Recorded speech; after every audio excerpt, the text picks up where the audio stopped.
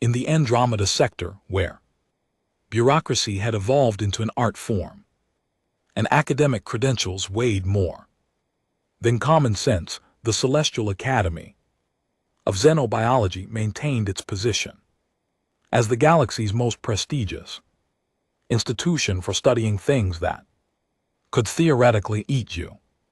Picture the most prestigious universe. According to YouTube analytics, 98% of viewers are not subscribed. That's a huge number. By subscribing the channel, that is completely free, you'll help support the channel and never miss fresh content that you can imagine. Then add Anti-Gravity Laboratories translation, matrices that could parse a sneeze in 47 languages, and enough bureaucratic red tape to strangle a small moon. This institution had produced 17 Nobel Equivalent Prize winners, revolutionized cross-species medicine on 12 occasions, and maintained a spotless safety record that would make an insurance adjuster weep with joy. The Academy's campus sprawled across 3 interconnected space stations, each the size of a metropolitan city, connected by transparent corridors that offered breathtaking views of the violet nebula beyond. Students from 234 member species attended classes, conducted research, and generally tried not to accidentally poison each other in the communal dining facilities. The architecture favored the aesthetic preferences of the Velusian Empire, all sweeping curves and bioluminescent panels, which meant everything looked vaguely like the inside of a very organized jellyfish. Leadership fell to Chancellor M. Rivix, a towering Velusian whose species had evolved from grazing herd animals on a planet where the most dangerous predator was a particularly aggressive flowering shrub. Her kind had developed philosophy, mathematics, and 17 different words for various shades of anxiety before they ever conceived of eating anything that had a face. This background informed every single decision the Academy made, usually in ways that seemed perfectly reasonable right up until they catastrophically weren't.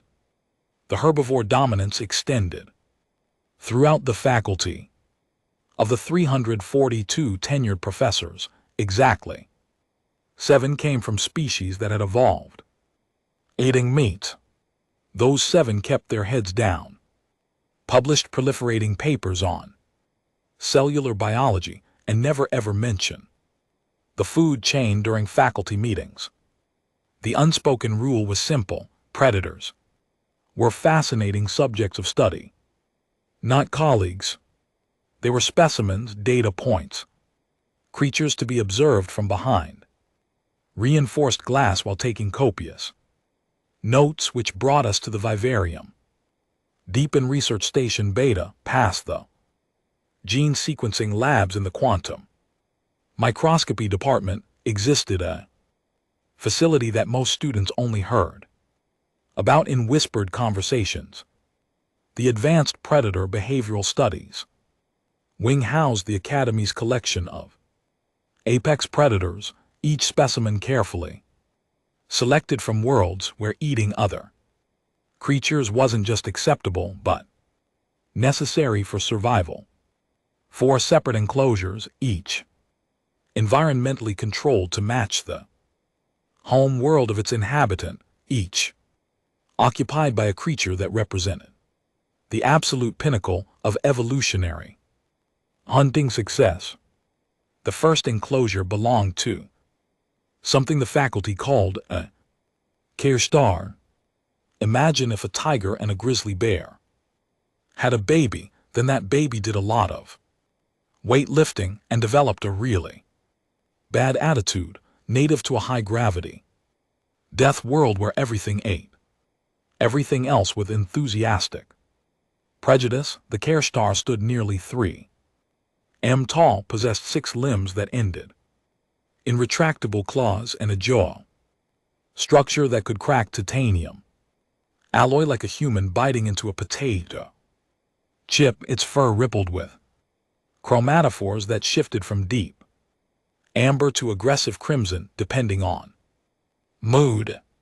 Right now it displayed the dull gray of profound depression.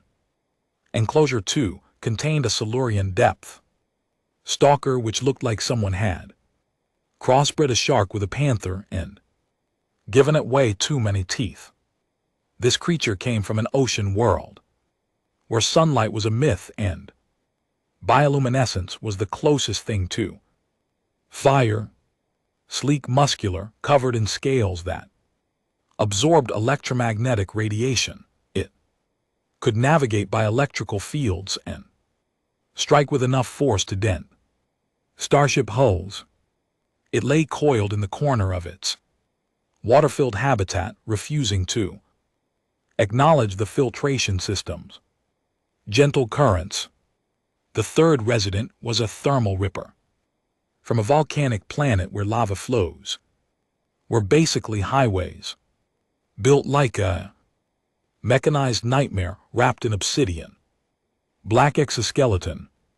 It breathed sulfur dioxide in considered temperatures below 200 degrees C. Uncomfortably chilly.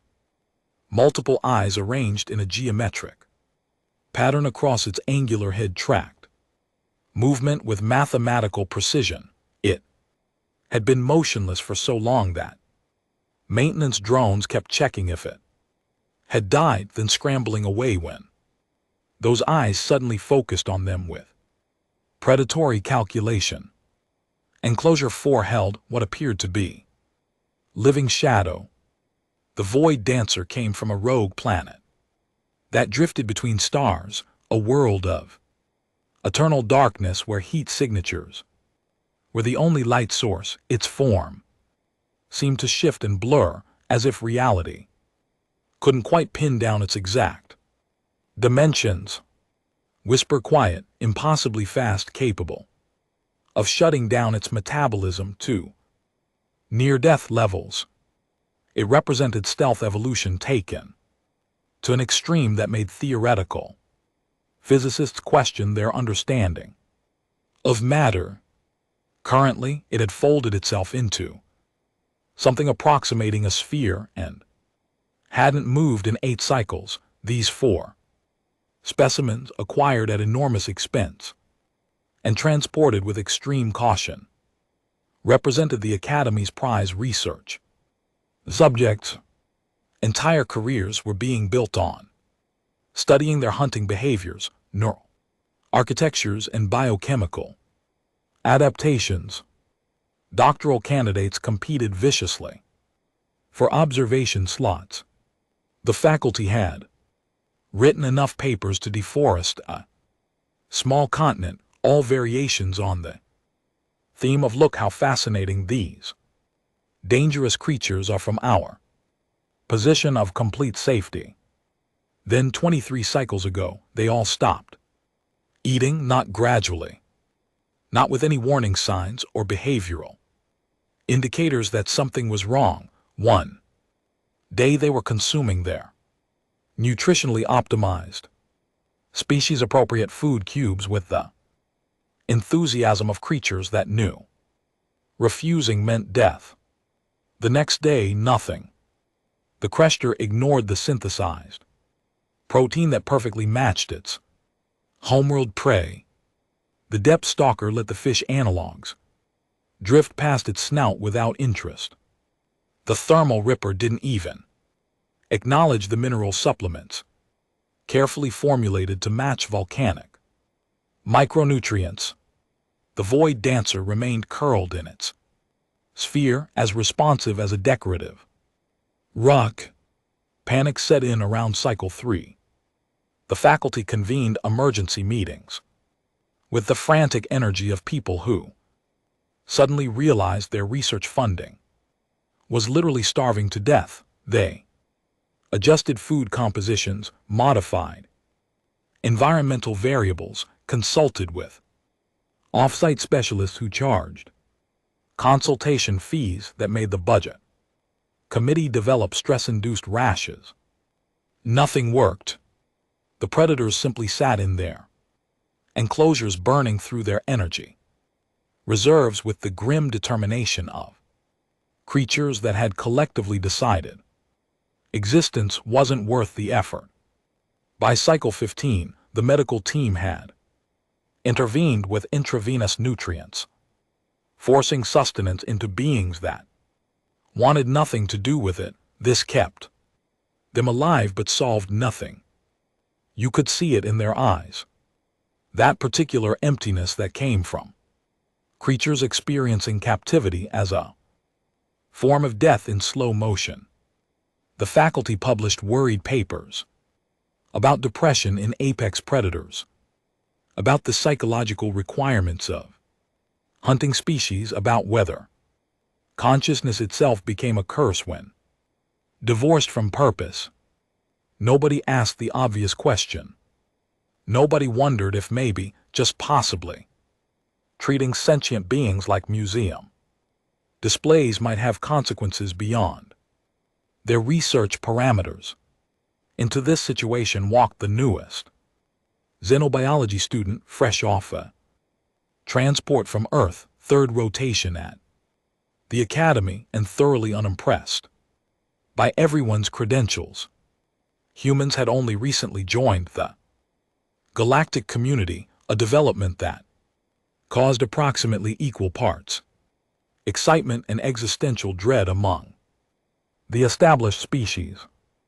They came from a world that sounded like a horror story in interstellar zoology departments, a planet where tectonic activity was considered normal. The atmosphere was reactive enough to rust metal, where the dominant species had evolved as persistent hunters on the African savanna before developing agriculture, writing, and nuclear weapons in the evolutionary eye blink. That made xenoanthropologists suspicious that someone had been tampering with the timeline. The human assigned to the Advanced Predator Behavioral Studies program arrived with credentials that were technically impressive but suspiciously diverse. Undergraduate work in comparative biology, a stint working with rescued wildlife on Earth, graduate research that involved living among pack hunters in territories where getting eaten was a legitimate occupational hazard, and a recommendation letter from a professor who had written has absolutely no sense of self-preservation, but extraordinary instincts for animal behavior, before adding, "Please don't let her die. The paperwork would be terrible." She stood now in the observation corridor outside the vivarium, reviewing the case files with the expression of someone reading a particularly stupid instruction manual. Average height for her species, dark hair pulled back in a practical manner. That suggested she had better things to do than worry about appearance, wearing the Academy's standard research uniform, like someone who had lost an argument about clothing requirements. Her eyes moved across the data screens with the kind of focus that made senior researchers nervous. Behind her, Professor Thelix, of Illusion, with enough academic decorations to qualify as a light show, hovered with the anxious energy of someone assigned to babysit a potentially explosive device. The specimens have been unresponsive to all standard intervention protocols, the professor explained, his vocal harmonics carrying notes of professional distress. We have exhausted conventional approaches. The medical team believes we may lose the Crester within another 10 cycles. Despite nutritional support, the psychological damage appears irreversible. The human didn't look up from the screens What do they eat in the wild, I beg? Your pardon, in the wild on their home planets, what do these creatures eat? She gestured toward the enclosures, where 4 apex predators were slowly dying of something that had nothing to do with nutrition. Professor Thelix's chromatophores rippled with confusion. They consume appropriate prey species. Naturally, we have synthesized nutritionally identical alternatives that provide all necessary biochemical components without the ethical complications of live feeding. The formulations were developed by our leading nutritional biochemists, right? Cubes. The human finally looked at him, and her expression suggested she had just identified the problem with painful clarity. You're feeding apex predators from a dozen different evolutionary backgrounds, with different hunting strategies, social structures, and dietary requirements. The same basic food cubes. Nutritionally complete, I'm sure. Ethically uncomplicated, completely divorced from every single instinct and behavior pattern that defines their existence. The specifications are species appropriate, the professor insisted, his harmonics taking on a defensive tone. Each formulation accounts for their unique biochemical requirements. I'm sure the chemistry is flawless. The human turned back to the observation window where the Crester lay, motionless, a 3M pile of muscle and misery. Tell me something, when was the last time anyone actually went into those enclosures? Not to run medical procedures or adjust equipment, just to be in the same space with them. The silence stretched long enough to become uncomfortable. I see, the human said quietly. So you've got 4 apex predators, each one representing a species that evolved to hunt, that probably has complex social structures and behavioral needs.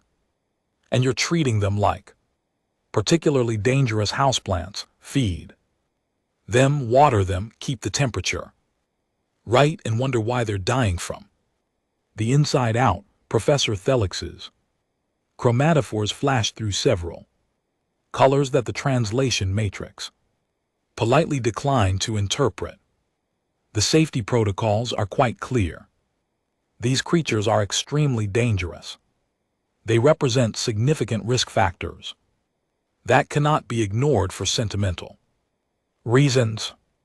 Dangerous. The human laughed, a sound without much humor in it. Yeah, I'm sure they're terrifying, especially now when they've given up on everything, including their own survival. That Cathar could probably maul someone to death if it could muster the energy to care. You are new to xenobiology research, Professor said with the careful patience of someone dealing with a particularly slow undergraduate. Perhaps you do not fully appreciate the complexities involved in maintaining such specimens. These are not domesticated creatures. They are pure predators, evolved killing machines without the social conditioning that makes species like your own or mine capable of civilized coexistence.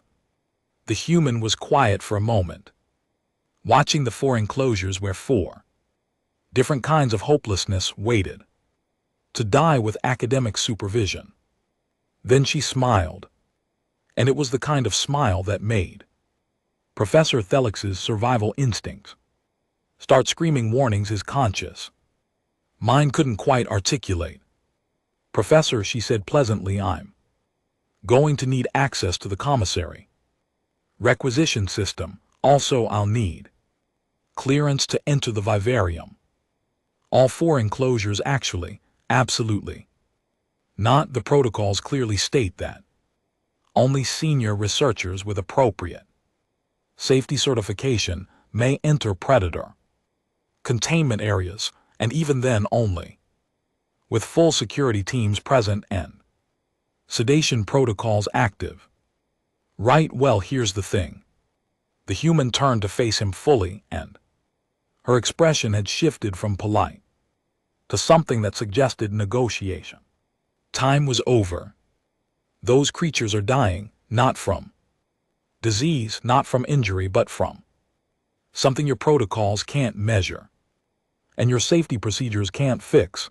I have an idea. It's probably going to violate several dozen regulations, possibly get me expelled, and definitely make a lot of people very uncomfortable. But between your way, which results in 4 dead predators and a lot of very expensive failure, and my way, which might actually work, I know which option I'm choosing. You cannot simply watch me.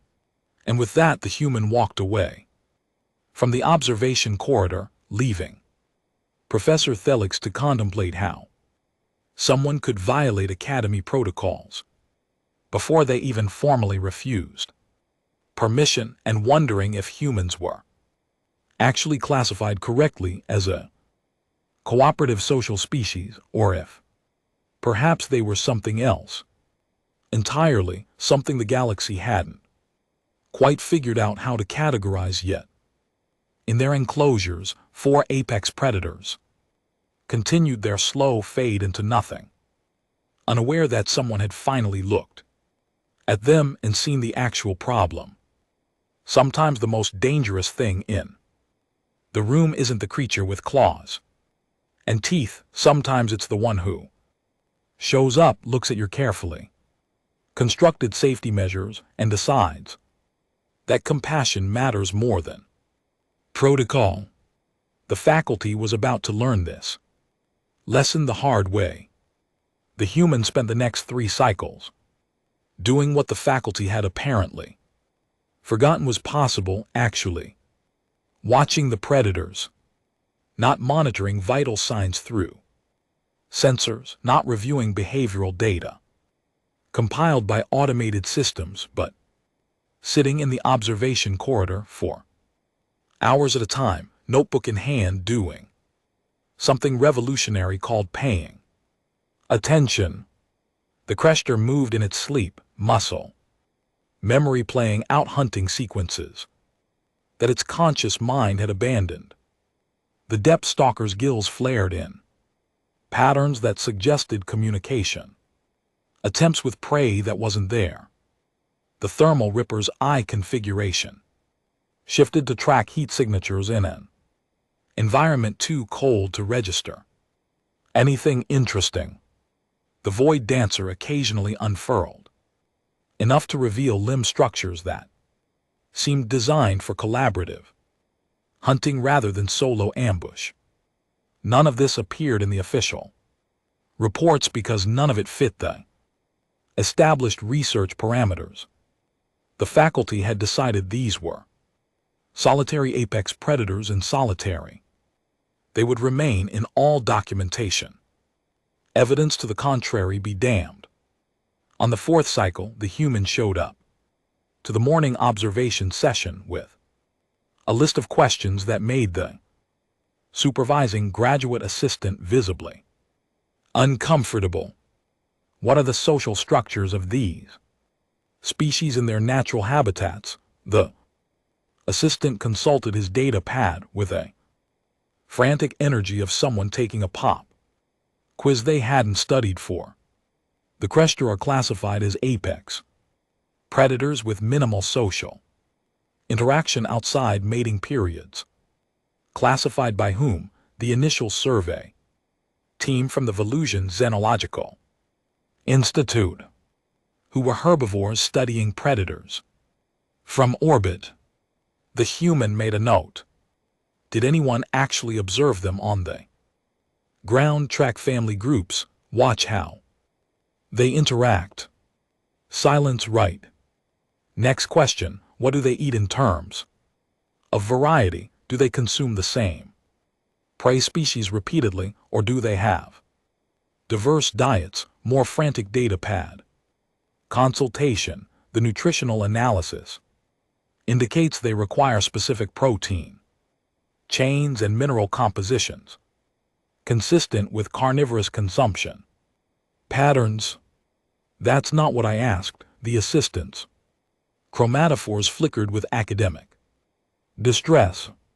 The human entered the Crester enclosure on cycle 27, carrying something the Academy had never permitted inside the vivarium. Actual food, not synthesized protein. Cubes optimized for nutritional completeness, not sterile meal. Replacements designed by committee. Real food prepared with the kind of effort that suggested someone actually cared about the experience of eating, rather than merely the biochemistry of digestion. She'd bypassed approximately 17 safety protocols to get here, forged 3 separate authorization codes, and convinced a confused commissary worker that yes, she really did need raw protein synthesized to match K-Cheddar Homeworld Prey specifications, along with several other items that made the requisition form look like a very strange shopping list. The containment field hummed behind her, sealing her inside with 3M of Apex Predator that hadn't shown interest in anything for nearly a month. The K-Cheddar lifted its head, chromatophores shifting from depression gray to a cautious amber that suggested surprise was still a possible emotion. The human sat down, just sat, cross-legged on the floor, and started unpacking containers with the casual confidence of someone having a picnic, rather than potentially becoming one. So here's the thing, she said, conversationally, addressing the Predator like it was a colleague rather than a specimen. I've been watching you. All of you actually. And I think the faculty has been asking the wrong questions. The K-Cheddar's 6 eyes tracked her movements with the calculation of something, trying to determine if this constituted a threat or an opportunity. Its nostrils flared, catching scent markers from the food she was arranging. They keep wondering what's wrong with you, what deficiency you have, what trauma you've experienced, what neurological malfunction explains your behavior, but that's not it, is it? She pulled out something that looked like meat, still warm, seasoned with compounds that match the Cathar Homeworld's biochemical profile. The problem isn't you, it's them. It's this whole setup.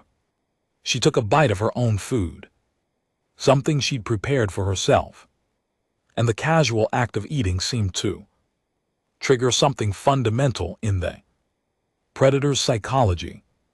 Not the smell of food, not the visual stimulus, but the social context, the sharing of a meal rather than the isolated consumption of fuel. The Cathar moved, not attacking, not even approaching, but shifting position.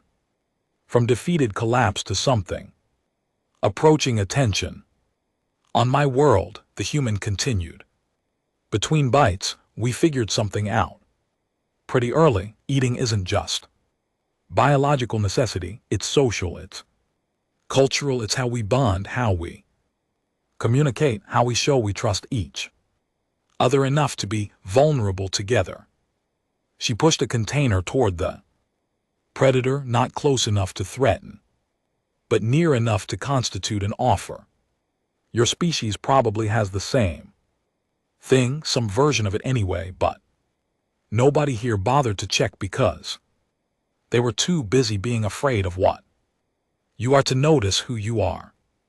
The Cathar stared at the food, then at the human, then back at the food. I'm not asking you to eat because you're hungry, she said quietly.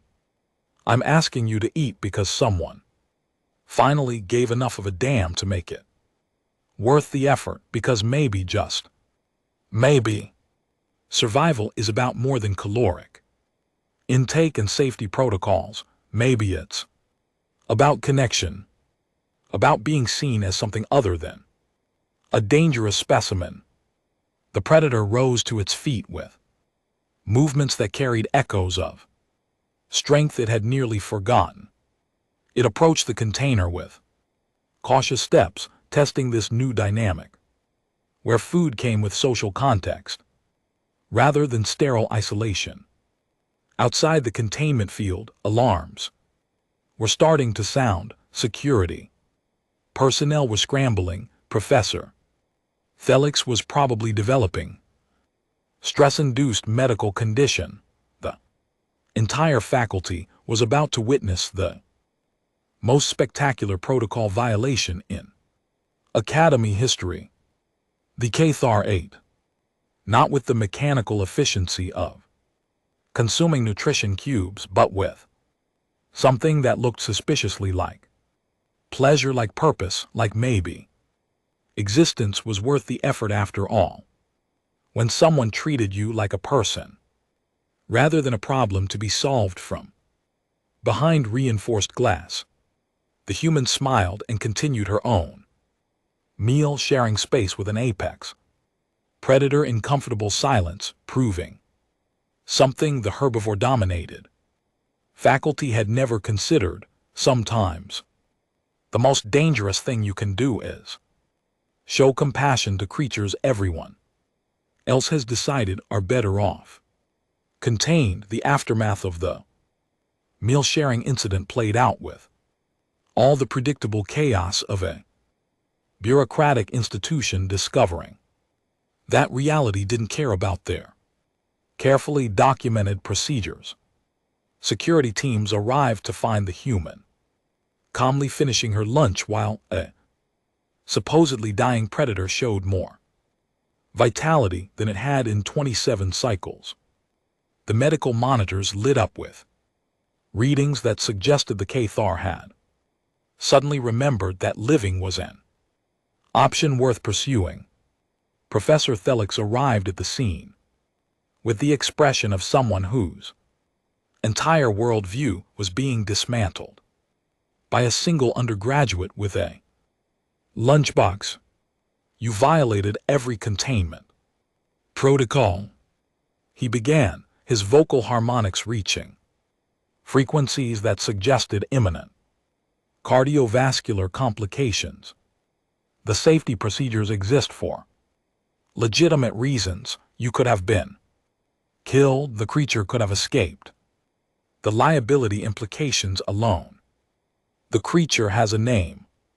The human interrupted, still sitting cross-legged on the floor with a crushed tar, now settled a respectful distance away, looking more alert than it had since arrival. Or at least I'm betting it has some form of individual identity that nobody here bothered to investigate because you were too focused on treating it like a biological curiosity rather than a sentient being.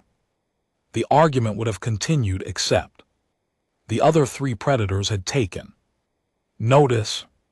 The depth stalker pressed against the transparent barrier of its enclosure, tracking the human's movements with renewed interest.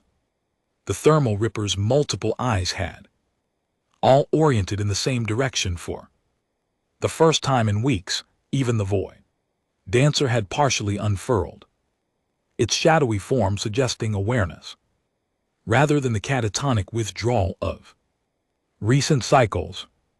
By cycle 30, the human had shared meals with all four predators.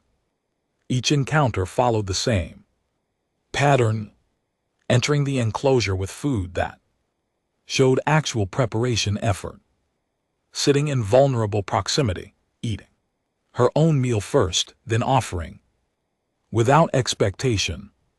The predators responded not with the desperation of starvation, but with the cautious engagement of creatures being acknowledged as social beings rather than dangerous objects requiring containment.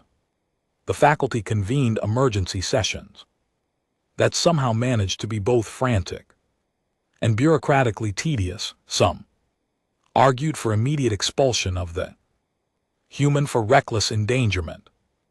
Others pointed out that 4 specimens they'd nearly lost were now eating voluntarily, exhibiting behavioral improvements and showing interest in their surroundings that suggested psychological recovery.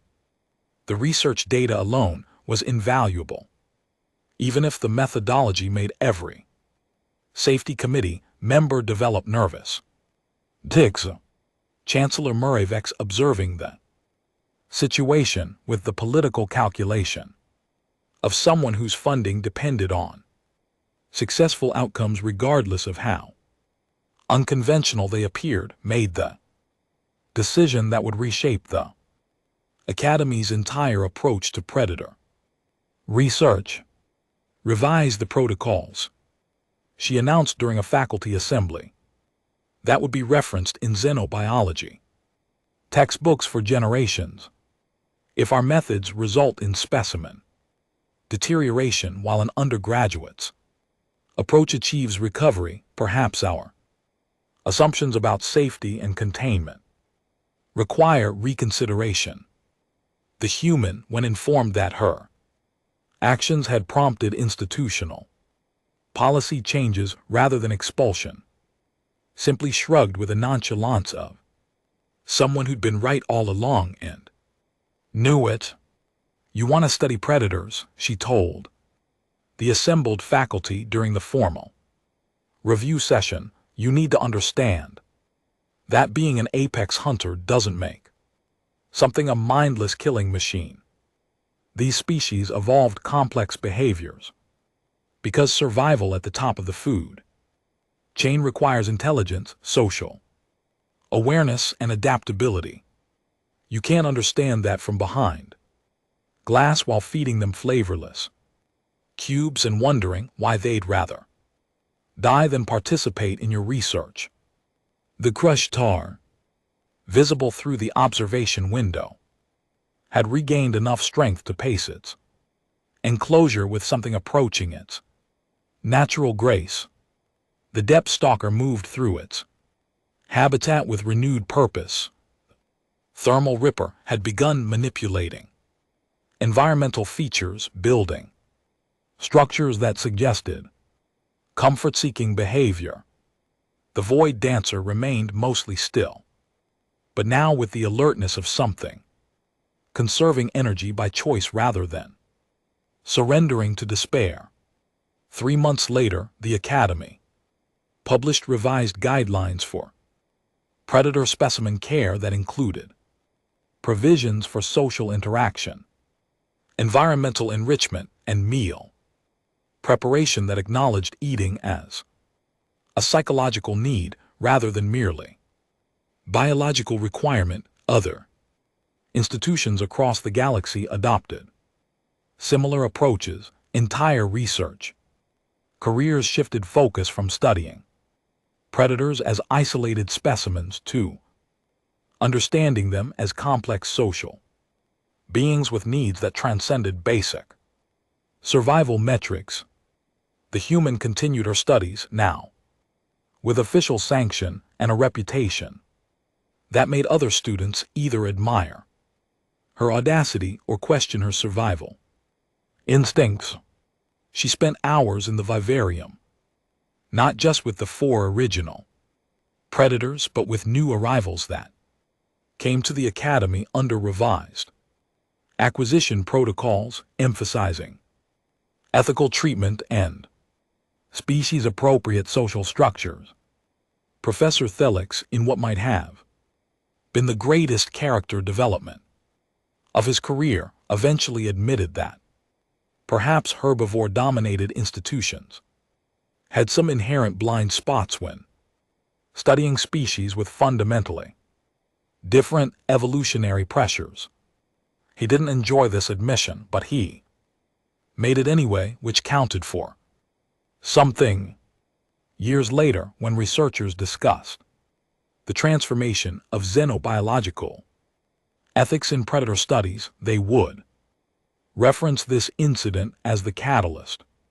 One human, 4 dying predators in a simple meal that demonstrated what the galaxy's most prestigious scientific institution had failed to recognize: that understanding another species requires seeing them as they are, rather than as our fears and prejudices imagine them to be. The irony, of course, was that prey species had spent millennia developing ever more sophisticated ways to study predators from a safe distance, only to discover that the most dangerous predator in the galaxy wasn't the one with claws and teeth. It was the one that showed up, looked at all their carefully constructed barriers, and decided that connection mattered more than safety. Sometimes the thing that saves lives isn't better containment procedures or more advanced monitoring systems. Sometimes it's just someone willing to sit down, share a meal, and treat a dangerous creature with a radical notion that maybe they deserve dignity along with their dinner. The predators thrived, the protocols evolved, and somewhere in the Andromeda sector, an institution that had built its reputation on studying life from behind reinforced glass learned that the most important discoveries happen when you're brave enough to break down the barriers and see what's actually there. Not specimens, not threats, not problems requiring solutions, just beings trying to survive in a galaxy that had decided they were too dangerous to treat like people. The human had proven otherwise, and the galaxy, reluctantly but inevitably, had to acknowledge she was right.